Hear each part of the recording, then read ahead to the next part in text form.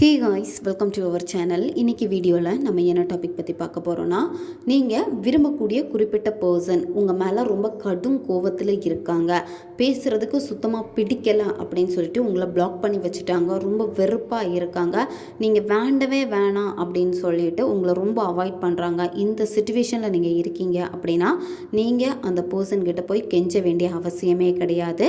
இதை மட்டும் நீங்கள் செய்யுங்க. ஆட்டோமேட்டிக்காக அந்த நபர் உங்கள் காலடியில் தான் கிடப்பாங்க. உங்களுடைய நினைவை அதிகப்படுத்தி உங்ககிட்ட பேசாமல் அவங்களால இருக்கவே முடியாது.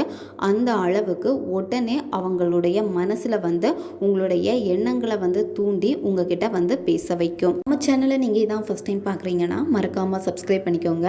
பக்கத்தில் இருக்கக்கூடிய பெல் பட்டனையும் கிளிக் பண்ணிக்கோங்க. அப்போ தான் நான் போடக்கூடிய புது புது டெக்னிக்ஸ் எல்லாமே உங்களுக்கு உடனுக்குடன் நோட்டிஃபிகேஷனில் வந்துக்கிட்டே இருக்கும். அங்கே வீடியோக்குள்ளாடி போகலாம்.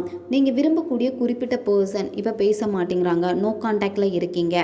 இந்த பர்சனை திரும்ப பேச வைக்கணும். உங்களுடைய ஞாபகத்தை அதிகப்படுத்தணும். நீங்கள் இல்லாமல் அவங்களால இருக்கவே முடியாது. இந்த ஒரு எண்ணத்தை அவங்களுக்குள்ளாடி அதிகப்படுத்தணும்னு நினைக்கிறப்போ இதை நீங்கள் செய்யுங்க. உடனே இது உங்களுக்கு வேலை செய்யும். நீங்கள் நினச்சது உங்களுக்கு நடக்கும். இந்த மெத்தடை யாரெல்லாம் பயன்படுத்தலாம்னா, பிரேக்கப் லவ்வில் இருக்கிறவங்க பயன்படுத்தலாம். உங்களுக்கு பிரேக்கப் ஆகிடுச்சு, நோ கான்டாக்டில் இருக்கீங்க, அந்த பர்சன் உங்ககிட்ட சுத்தமாக பேச மாட்டேங்கிறாங்க, நீங்கள் பேச ட்ரை பண்ணியுமே அவங்க உங்ககிட்ட சுத்தமாக பேசுகிறது கிடையாது, அவங்களே என்னை தேடி வரணும்னு நினைக்கிற பட்சத்தில் இதை நீங்கள் செய்யுங்க. ஒன் சைடு லவ்வில் இருக்கிறவங்க உங்களுடைய லவ் சக்ஸஸ் ஆகிறதுக்காக இதை நீங்கள் செய்யலாம். உங்களுடைய எக்ஸை திரும்ப அட்ராக்ட் பண்ணுறதுக்காக இதை நீங்கள் செய்யலாம். கணவன் மனைவிக்கு இடையில் பிரச்சனை இருக்குது, திரும்ப ஒன்று சேரணும்னு நினைக்கிறப்போ நீங்களும் இதை தாராளமாக பயன்படுத்தலாம். நன்மைக்காக மட்டுமே பயன்படுத்துங்க. இந்த மெத்தடை நீங்கள் எந்த டேயில் ஸ்டார்ட் பண்ணணும்னா, செவ்வாய்க்கிழமை, அப்படி இல்லைன்னா வெள்ளிக்கிழமை. இந்த நாட்களில் ஏதாவது ஒரு நாளில் தான் இதை நீங்கள் செய்யணும். அல்லது பௌர்ணமி நாளில் கூட இதை நீங்கள் செய்யலாம். அமாவாசை அன்னைக்கு கூட நீங்கள் இதை செய்யலாம். இந்த மெத்தடை செய்கிறப்போ நான்வெஜ்ஜு சாப்பிட்டுட்டு செய்யக்கூடாது. பெண்கள் தீட்டு சமயத்தில் செய்யக்கூடாது. எந்த நேரத்தில் இந்த மெத்தடை நீங்கள் செய்யணும் அப்படின்னா, நீங்கள் நைட்டு 11 மணியில் இருந்து 12 மணி இந்த இடைப்பட்ட நேரத்துக்குள்ளாடி தான் நீங்கள் செய்யணும். 1 ஹவர் உங்களுக்கு டைம் இருக்குது. இந்த நேரத்தை நீங்கள் பயன்படுத்திக்கோங்க. வெறும் 10 நிமிஷம் இந்த மெத்தடை நீங்கள் செஞ்சாலே போதும். இந்த மெத்தடை நீங்கள் செய்கிறப்போ அமைதியான ஒரு பிளேஸை சூஸ் பண்ணிக்கோங்க. உங்களுடைய பூஜை ரூமில் இருந்துட்டு இந்த மெத்தடை செய்யலாம். தனி அறையில் உட்காந்துட்டு இதை நீங்கள் செய்யலாம்.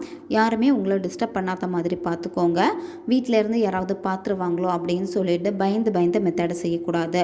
உங்களுக்குள்ளாடி பயம், பதட்டம் இருக்குது, நம்பிக்கை இல்லாமல் இருக்குது, இந்த மாதிரி ஒரு எண்ணங்களோடு நீங்கள் செஞ்சீங்க அப்படின்னா இது உங்களுக்கு வேலை செய்யாது. நீங்கள் ரொம்ப ஸ்ட்ராங்காக இருக்கணும். நான் செய்யக்கூடியது கண்டிப்பாக எனக்கு வேலை செய்யும், நான் கண்டிப்பாக இதை செஞ்சு முடிப்பேன், இதை நான் சக்ஸஸ் பண்ணுவேன் அப்படின்னு அந்த ஒரு பிலீவோடு நீங்கள் செய்யணும். அப்படி இருந்தால் மட்டும்தான் வேலை செய்யும். ஏன்னா உங்களுடைய எண்ணங்கள் எந்த அளவுக்கு எப்படி இருக்கோ அதுக்கேற்ற மாதிரி தான் அந்த ஃப்ரீக்வன்சி, வைப்ரேஷன் எல்லாமே வெளிப்படும். அதுதான் உங்கள் பர்சன்கிட்டையும் போய் சேரும். இந்த மெத்தடை செய்கிறதுக்கு உங்களுக்கு தேவைப்படுறது ஃபோட்டோ தேவைப்படும். உங்களுடைய நபருடைய ஃபோட்டோ நீங்கள் எடுத்துக்கோங்க. மொபைலில் இருக்கக்கூடிய ஃபோட்டோ பார்த்து செய்ய முடியாது. தனியாக ஹார்ட் காப்பி நீங்கள் வச்சுருக்கணும். உங்களுடைய ஃபோட்டோவும் இதில் உங்களுக்கு தேவைப்படும். 2 ஃபோட்டோவும் சம அளவில் இருக்கிற மாதிரி நீங்கள் எடுத்துக்கோங்க. இந்த ஃபோட்டோ பிரிண்ட் அவுட் கூட நீங்கள் எடுத்துக்கலாம். பிரிண்ட் அவுட் பார்த்திங்கன்னா 10-20 ரூபாய் தான் வரும். 2 ஃபோட்டோ சம அளவுக்கு பிரிண்ட் அவுட் எடுத்துக்கோங்க. பிரிண்ட் அவுட் எடுத்துகிட்டு நீங்கள் என்ன பண்ணணும் அப்படின்னா, உங்கள் ஃபோட்டோக்கு பேக்கில் உங்கள் பேர், உங்களுடைய டேட் ஆஃப் பர்த் எழுதிக்கோங்க. உங்கள் பர்சனுடைய ஃபோட்டோக்கு பேக் சைடில் அவங்களுடைய பேர், டேட் ஆஃப் பர்த் எழுதிக்கோங்க. டேட் ஆஃப் பர்த் தெரியல அப்படின்னா விட்டுருங்க, பேரை மட்டும் நீங்கள் எழுதிக்கோங்க. ஃபஸ்ட்டு என்ன பண்ணணும் அப்படின்னா, அந்த நபருடைய ஃபோட்டோ பார்த்துட்டு அந்த நபர் கூட இருந்த நல்ல நல்ல நிகழ்வுகளை நினச்சி பாருங்கள். அவங்க கூட நீங்கள் இருக்கிறப்ப ரொம்ப கேர் பண்ணியிருப்பாங்க. நீங்கள் அந்த நபர் கூட இருக்கிறப்போ ரொம்ப சந்தோஷமாக நீங்கள் இருந்திருப்பீங்க. அவங்க கூட இருக்கிறதுக்கு உங்களுக்கு ரொம்ப பிடிச்சிருக்கும். உங்களுக்கு பிடிச்ச ஒரு பர்சனாக அவங்க இருந்திருப்பாங்க. அவங்க கூட இருந்த அந்த நல்ல எண்ணங்களை நீங்கள் நினைக்கணும். நினச்சிட்டு அடுத்து என்ன பண்ணணும் அப்படின்னா, உங்களுடைய ஃபோட்டோ, அதுக்கப்புறமா உங்கள் பர்சனுடைய ஃபோட்டோ, 2 ஃபோட்டோ ஒருத்தருக்கு ஒருத்தர் ஃபேஸ் பார்த்திங்கன்னா ஒரே மாதிரி பார்க்குற மாதிரி இருக்கணும். சரி, அந்த மாதிரி சேர்த்து நீங்கள் வச்சுக்கோங்க. வெளிப்பகுதியில் பார்த்திங்கன்னா நேம், டேட் ஆஃப் பர்த் இந்த மாதிரி தான் இருக்கும். உள் சைடு தான் உங்களுடைய புகைப்படம் ஒருத்தருக்கு ஒருத்தர் பார்த்தவாறு இருக்குது. இந்த மாதிரி சேர்த்து வச்சுக்கோங்க. சேர்த்து வச்சுட்டு என்ன பண்ணணும் அப்படின்னா, வெட்டிவேர் எடுத்துக்கோங்க. வெட்டிவேர் உங்களுக்கு எல்லா நாட்டு மருந்து கடைகள்லையுமே கிடைக்கும். நல்ல வாசனை வரக்கூடிய ஒரு வேர். வெட்டிவேர் எடுத்துக்கோங்க. வெட்டிவேரில் ஒரு பீஸ் வேர் எடுத்துட்டு என்ன பண்ணணும் அப்படின்னா, இந்த ஃபோட்டோவை சுற்றி நீங்கள் கட்டணும். சரியா? நூல் மாதிரி எப்படி நீங்கள் ரவுண்டாக சுற்றி கட்டுவீங்களோ அதே மாதிரி நீங்கள் சுற்றி கட்டணும். சுற்றி கட்டுறப்பவே உங்கள் பர்சனை நீங்கள் நினச்சிக்கிட்டே இந்த நபர் எனக்கு கட்டுப்படணும், இந்த நபர் வந்து என் காலடியில் வந்து சரணடையணும், என்னை இவங்க வந்து ரொம்ப லவ் பண்ணணும், என்னை கெஞ்சிக்கிட்டே வரணும் அப்படின்னு நீங்கள் அதை வந்து மனசில் நினச்சிக்கிட்டே இந்த வேரை வந்து நீங்கள் கட்டணும். கட்டிட்டு என்ன பண்ணணும் அப்படின்னா, இப்போ கட்டி வச்சுருக்கக்கூடிய இந்த ஃபோட்டோவை உங்களுடைய இடது கையில் வச்சுட்டு வலது கையை அந்த ஃபோட்டோக்கு மேலே வச்சுட்டு 2 கையையும் வந்து சேர்த்து வச்சுட்டு நீங்கள் அந்த நபரை வந்து கற்பனை பண்ணணும். அந்த நபர் வந்து உங்ககிட்ட ரொம்ப நல்லா வந்து பேசுகிறாங்க, உங்ககிட்ட ரொம்ப கெஞ்சுறாங்க. இந்த நபரை நீங்கள் முதல்ல லவ் பண்ணுறப்போ சில சண்டைகள் வந்துச்சு அப்படின்னா அவங்க தான் உங்ககிட்ட கெஞ்சிட்டு வந்திருப்பாங்க, நிறைய கால் பண்ணியிருப்பாங்க, மெசேஜ் பண்ணியிருப்பாங்க, உங்களை நேரில் மீட் பண்ணுறதுக்கு ஓடோடி வந்திருப்பாங்க. உங்களுக்காக ரொம்ப இறங்கி வந்திருக்க பர்சன் இப்போ வந்து கண்டுக்காமல் இருக்காங்க. அப்போது இந்த கையில் வச்சுக்கிட்டு அந்த பர்சன் அதே மாதிரி உங்ககிட்ட இறங்கி வராங்க, தேடி தேடி வந்து பேசுகிறாங்க, உங்கள் லவ்வுக்காக கெஞ்சுறாங்க. அப்படி நீங்கள் வந்து அதை வந்து விஷுவல் பண்ணணும். இப்போ அந்த பர்சன் ரொம்ப அன்பாக உங்ககிட்ட நடந்திருக்காங்க அப்படின்னு நீங்கள் நினைக்கணும். நினைக்கிறப்பவே வந்து சந்தோஷமான உணர்வு நிலையை தான் நீங்கள் கொடுக்கணும். எப்போவுமே உங்களை தான் சுற்றி சுற்றி வராங்க, உங்கள் பின்னாடி தான் இருக்காங்க, நீங்கள் இல்லாமல் அவங்க லைஃப்பில் இருக்கவே முடியாது.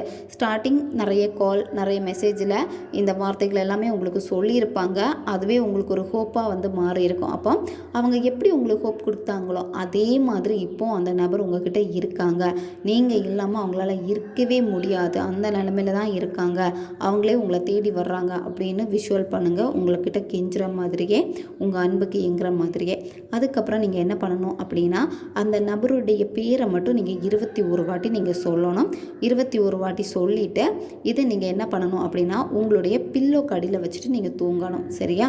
பில்லோ கடியில் வந்து 48 நாட்கள் வச்சு நீங்கள் தூங்கணும். 48 நாள் முடிச்சதுக்கப்புறமா என்ன பண்ணணும் அப்படின்னா, இந்த ஃபோட்டோ வெட்டிவர் இது எல்லாமே வந்து உங்கள் கூடவே நீங்கள் வச்சுருக்க மாதிரி பார்த்துக்கோங்க. தூக்கி எதுவுமே நீங்கள் போட வேண்டாம். இதில் இன்னொரு விஷயம் என்ன அப்படின்னா, உங்களுடைய பில்லோவை வந்து வேறு யாராவது யூஸ் பண்ணுறாங்க அப்படின்னா நைட்டு தூங்க போகிறப்ப மட்டும் இதை உங்கள் தலகாணி கடியில் வச்சுக்கோங்க. காலையில் எந்திரிச்சதுமே ஏதாவது ஒரு பாக்ஸில் போட்டு ஓரமாக வச்சுக்கோங்க. திரும்ப தூங்குறப்போ உங்கள் பில்லோ கடியில் வச்சுட்டு தூங்குங்க. இந்த மெத்தடை நீங்கள் செய்கிறப்போ ஒரு கேண்டில் அல்லது தீபம் ஏற்றி வச்சுட்டு அந்த தீப ஒளியில் உட்காந்துட்டு தான் இதை நீங்கள் செய்யணும். வெறும் தரையில் உட்காரக்கூடாது, ஏதாவது விரிப்பு போட்டு உட்காந்துட்டு தான் இதை நீங்கள் செய்யணும். இதை நீங்கள் செஞ்சு முடித்த 1 வீக்லேயே இது உங்களுக்கு ரிசல்ட்டு கிடச்சிரும். அந்த நபர் ஆட்டோமேட்டிக்காக உங்ககிட்ட வந்து பேசிடுவாங்க. எக்காரணத்தை கொண்டும் நீங்கள் ஓவர் எக்ஸ்பெக்டேஷன் வச்சு நீங்கள் போய் அந்த நபர்கிட்ட பேசக்கூடாது. அவங்களே ஆட்டோமேட்டிக்காக உங்ககிட்ட வருவாங்க. எளிமையான ஒரு முறை தான் இது, நன்மைக்காக மட்டுமே பயன்படுத்துங்க. அந்த நபர் உங்ககிட்ட வந்து பேசுகிறப்போ நீங்கள் எக்காரணத்தை கொண்டும் இந்த மாதிரி ஒரு மெத்தடை நான் செஞ்சுருக்கேன், அதனால தான் நீ என்கிட்ட வந்து பேசியிருக்க அப்படின்னு நீங்கள் சொல்லக்கூடாது. ஏன்னா அந்த நபர் வந்து இப்படி பண்ணி தான் நம்மக்கிட்ட பேசுகிறாங்க அப்படின்னு அவங்க உங்களை நெகட்டிவாக நினைக்க ஆரம்பிச்சிருவாங்க. திரும்ப சண்டை வந்து திரும்ப எதுக்காவது இந்த நபருக்காக இப்படி நீங்கள் செய்கிறப்போ அது அவங்களுக்கு தெரியும். அவங்க அந்த எனர்ஜியை வந்து கட் பண்ணுவாங்க. உங்கள் தாட் வரப்போ அவங்க டைவர்ட் பண்ணிடுவாங்க. இது உங்களுக்கு வேலை செய்யாது. ஓகே காய்ஸ், தேவைப்படுறவங்க இதை பயன்படுத்திக்கோங்க. அடுத்த ஒரு வீடியோ பதிவில் சந்திக்கலாம். நன்றி.